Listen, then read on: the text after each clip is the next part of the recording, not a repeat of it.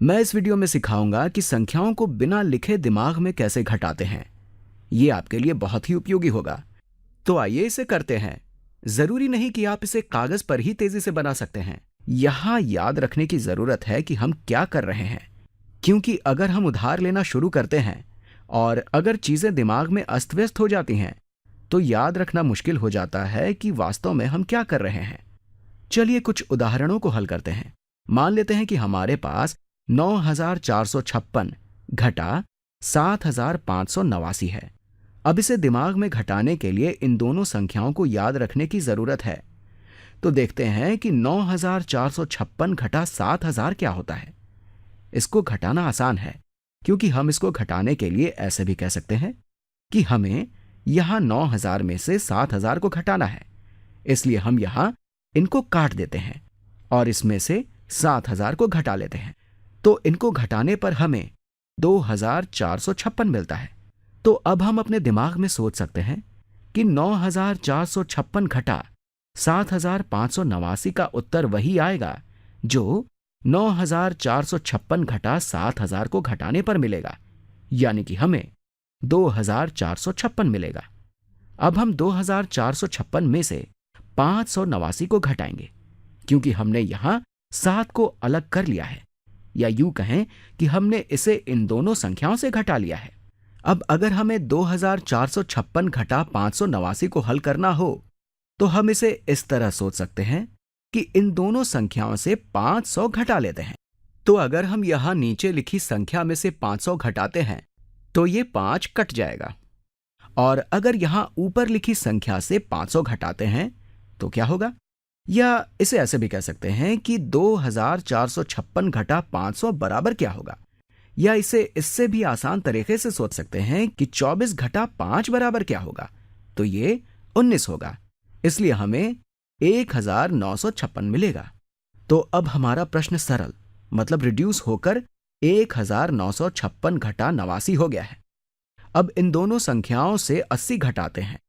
तो अगर यहां नीचे लिखी संख्या से 80 घटाते हैं तो 8 लुप्त हो जाएगा। इसलिए 89 घटा 80 बराबर 9 होगा। अब इस ऊपर लिखी संख्या से 80 घटाते हैं तो हम इसे इस तरह सोच सकते हैं कि 195 घटा 8 बराबर क्या होगा। तो आइए देखते हैं कि 195 घटा 8 बराबर क्या होता है। यहां 15 घटा 8 बराबर 7 होगा। इसलिए 195 घटा 8 बराबर 187 होगा। अभी भी हमारे पास यहां 6 बचा हुआ है, तो हम कह सकते हैं कि 1956 घटा 80 बराबर 1876 होगा। अब हमारा प्रश्न सरल होकर 1876 घटा 9 हो गया है। हम इसे अपने दिमाग में हल कर सकते हैं। आइए देखते हैं कि 76 घटा 9 बराबर क्या होता है। तो ये 67 होगा। इसलिए हमारे प्रश्न का परिणाम 1867 है। आप देख सकते हैं कि यह तरीका उतना तेज नहीं है जितना हमने पहले वीडियो में किया है, लेकिन मैं इस तरीके को पसंद करता हूं, क्योंकि मुझे यहां सिर्फ इन दोनों संख्याओं को याद रखने की जरूरत है। या यूं कह सकते हैं कि यहां ऊपर लिखी नई संख्या और नीचे लिखी संख्या को याद रखने की जरूरत है। हम यहां देख सकते हैं कि नीचे लिखी नई संख्या नीचे वाले मूल संख्या के ही कुछ बचे हुए अंक हैं। यही कारण है कि मैं इसे दिमाग में ही हल करना पसंद करता हूं। अब यह सुनिश्चित करने के लिए कि हमारा उत्तर सही है या नहीं, या यूं कह सकते हैं कि इनके बीच तुलना करने के लिए आइए इसे पारंपरिक तरीके से हल करने की कोशिश करते हैं। हमारे पास 9456 घटा 7589 है। इसको मानक तरीके से हल करने के लिए मैं उधार लेने की प्रक्रिया को घटाने से पहले पूरा कर लेना चाहता हूं, क्योंकि मैं अभी उधार लेने या पुनः समूहन करने की मुद्रा में हूं। तो आइए देखते हैं कि क्या ऊपर लिखी संख्या के सभी अंक नीचे लिखी संख्या के सभी अंकों से बड़ी है या नहीं। मैं ठीक यहां से शुरू करता हूं। यहां इकाई स्थान पर 6 वास्तव में 9 से बड़ा नहीं है, इसलिए हमें उधार लेना होगा। तो हम यहां 10 उधार लेंगे, या यूं कहें कि दहाई स्थान से 1 उधार लेंगे। इस तरह हमें 10 मिलता है। इसलिए 6 16 के बराबर होगा और 5 अब 4 के बराबर हो जाएगा। अब दहाई स्थान के अंक को देखते हैं। यहां 4 को 8 से बड़ा होना चाहिए, इसलिए हम यहां सैकड़े स्थान के अंक से 1 उधार लेते हैं।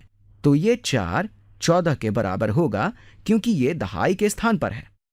और ये 4 3 के बराबर होगा। अब ये दोनों अपनी जगह पर ठीक हैं, लेकिन यहां पर 3 है जो कि 5 से छोटा है, इसलिए हमें फिर से उधार लेना होगा। तो उधार लेने पर ये 3 13 के बराबर होगा और ये 9 8 के बराबर होगा। अब हम इसे आसानी से घटा सकते हैं। तो यहां 16 घटा 9 बराबर 7 होगा, 14 घटा 8 बराबर 6 होगा, 13 घटा 5 बराबर 8 होगा, 8 घटा 7 बराबर 1 होगा। इस तरह हमारा उत्तर पहले जैसा ही है, मतलब हमारा उत्तर सही है। मैं आपको बताना चाहता हूं कि इससे अच्छा कोई और तरीका नहीं है। हम देख सकते हैं कि ये तरीका पहले वाले तरीके से लंबा है और ज्यादा कागज भी लेता है। इसे याद रखना मेरे लिए बेहद मुश्किल है कि हमने क्या उधार लिया था और अगली संख्या क्या होगी।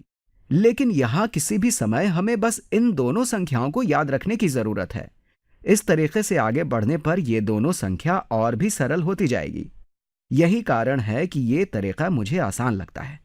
लेकिन हो सकता है कि बहुत बड़ी संख्याओं के लिए आपको कलम और कागज पर ही हल करना आसान लगे, क्योंकि यहां आपको उधार लेने या पुनः समूहन करने की जरूरत नहीं होगी। उम्मीद करता हूं कि ये तरीका आपको आसान लगा होगा।